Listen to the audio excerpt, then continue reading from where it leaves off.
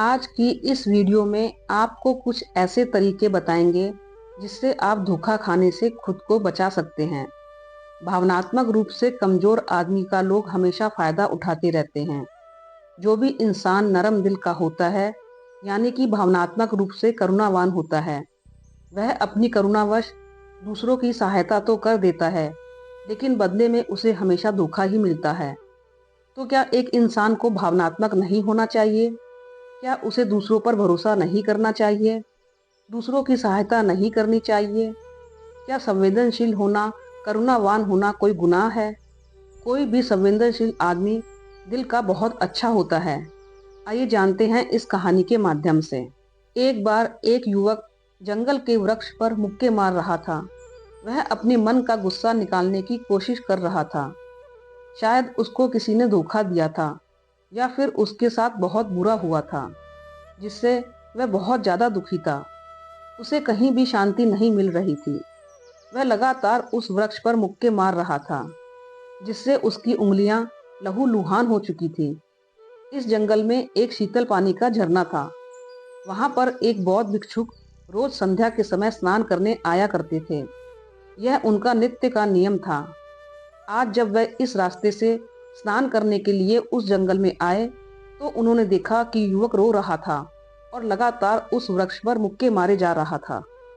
उस युवक के आसपास कोई मौजूद नहीं था। इससे उस भिक्षुक को उस युवक की चिंता होने लगी। उसने सोचा कि अगर मैं इसे ऐसे ही अनदेखा करके चला जाऊंगा, तो कहीं यह आत्महत्या ना कर ले। ऐसे विचार आने के बाद भी वह कुछ नहीं बोले। वे लगातार उस युवक की तरफ देखे जा रहे थे।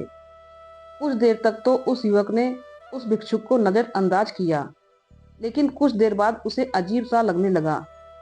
उसने सोचा, ना तो ये मुझे रोक रहे हैं और ना ही कुछ कह रहे हैं। ये तो बस मुझे देखे जा रहे हैं। इसका क्या मतलब है? बहुत अजीब आदमी हैं। ऐसे ही विचार उस युवक के मन में उठने लगे।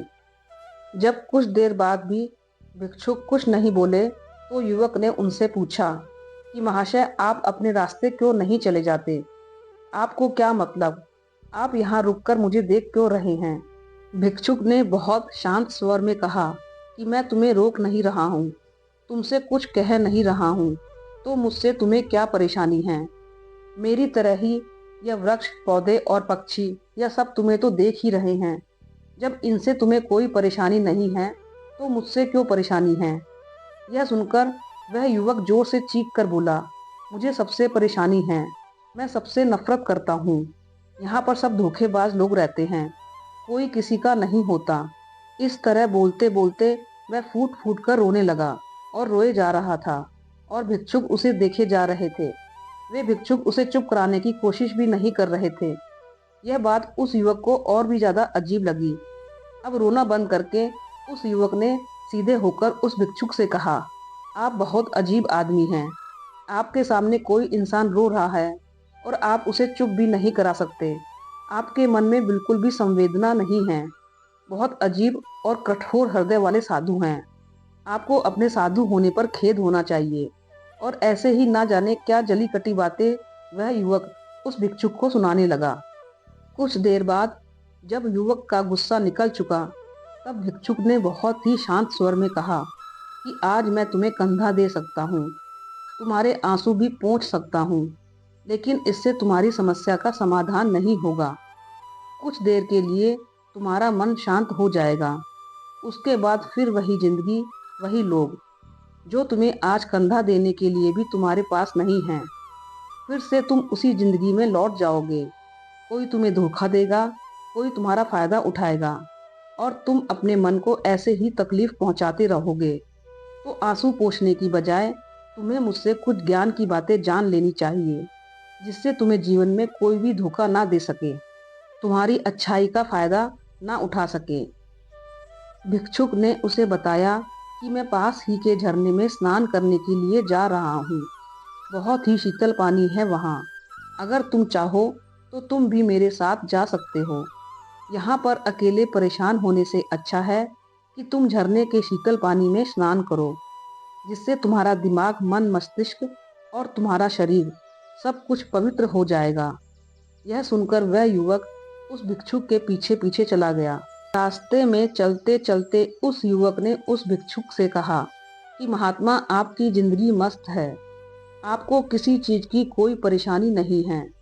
आपको पता है कि दुनिया में कैसे कैसे लोग रहते हैं, कितने धोखेबाज, मक्कार, और सबसे महत्वपूर्ण बात, अपने लोग ही धोखा देते हैं जिनसे हम प्रेम करते हैं, जिनको हम अपना मानते हैं। जब उन्हीं से धोखा मिलता है तो कैसा महसूस होता है।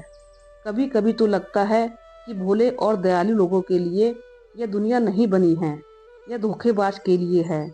यहाँ पर वही फलते फूलते हैं, वही आनंद से जीते हैं, और हमारे जैसे लोग जो दूसरों की सहायता करते हैं, दूसरों को अपना मानते हैं, वह हमेशा जीवन भर दुख में रहते हैं। यही जीवन की सत्यता है और यही संसार है। गुरुदेव, आपने सही किया, ऐसी जिंदगी को त्याग दिया। अब बस अपने में मस्त, किसी से कोई परेशानी नहीं है, किसी की कोई चिंता नहीं। मैं भी सोचता हूँ कि मैं भी संन्यास ले लूँ। यह सुनकर उस भिक्षुक ने कहा कि तुम्हें क्या लगता है, सन्यासी जीवन बहुत आसान होता है? भिक्षुक ने बहुत शांत स्वर में कहा कि तुम्हें तो 2 वक्त की रोटी शांति से मिल जाती है, हमें तो कभी कभी वह भी नसीब नहीं होती। अगर भिक्षा मिल जाती है तो हम खा लेते हैं, वरना हमें तो भूखा ही सोना पड़ता है। यही हमारा सन्यासी जीवन है।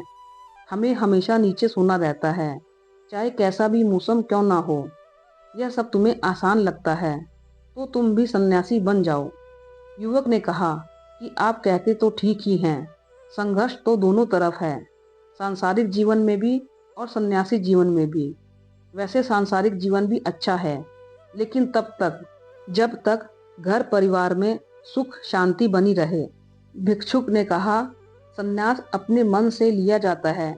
जब हमारा मन कहता है कि हमें संन्यास के मार्ग पर सफलता हासिल करनी है, आगे जाना है, तो ही सन्यासी जीवन सफल हो पाता है।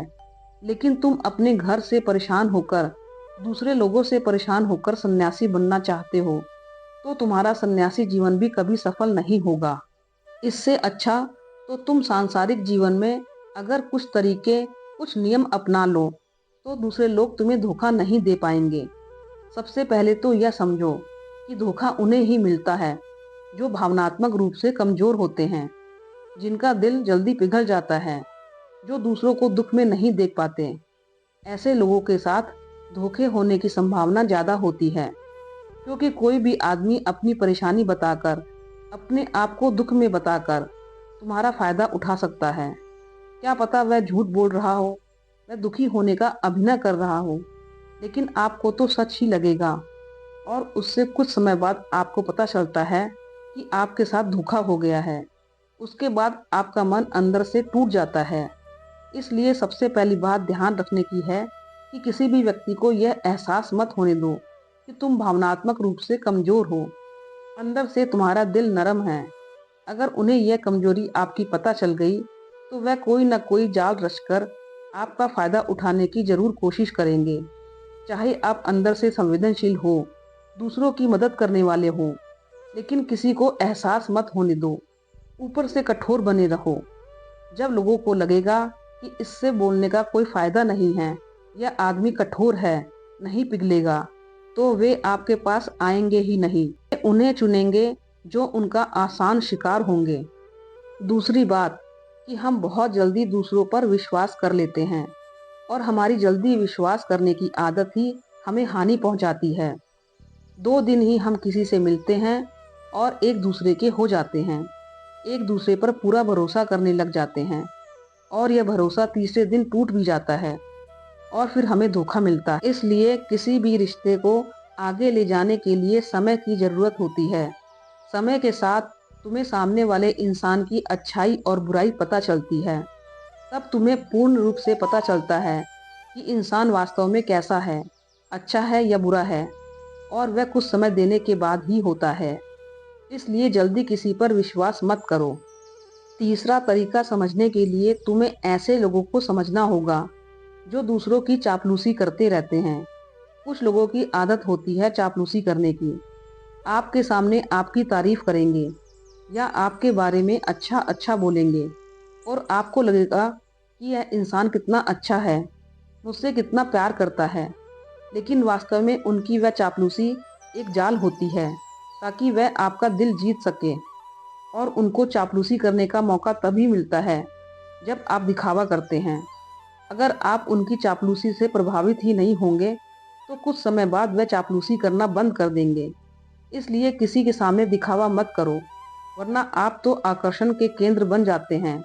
लोगों को लगता है कि शायद इसके पास बहुत ज़्यादा धन संपदा है, इसलिए इतना दिखावा कर रहा है।